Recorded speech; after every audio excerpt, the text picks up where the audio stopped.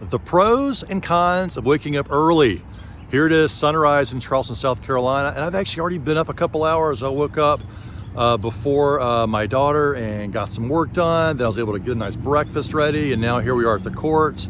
And the real day hasn't even started yet, and it feels great to have gotten a lot done. It gives you a lot more momentum going into your day. You feel a little bit more relaxed, maybe even thinking about your day because you've already accomplished some of those key task. And the kiddo here is getting some great exercise, which helps invigorate her for school. So it works out pretty well.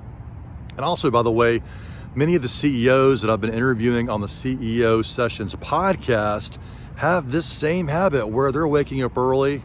My father talked about it in his interview too, where he had a consistent pattern of waking up early because he can get a lot done during that quiet time before the day really gets rolling. So those are all pros. Now, what are the cons? Well, there are cons. Number one, you usually need to go to bed early.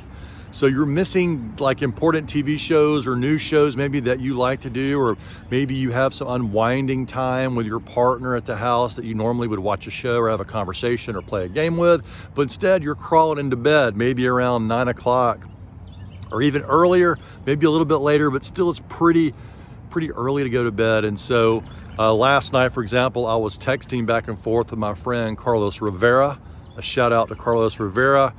He's on Central Time, so it was earlier for him, but I was like, hey man, it's great to hear from you. We texted some pictures back and forth and chatted about the families over text, but I'm like, hey, I gotta get to bed because I gotta wake up early tomorrow. So maybe we missed a little bit of communication time there. So there are cons to it. So what does this mean to you? Well, there is a balance. There's a balance of waking up early and not waking up early. And so maybe a few days a week, it makes sense for you to wake up early, maybe during the week, and maybe you cut yourself some slack on the weekends when you might be having some more social time.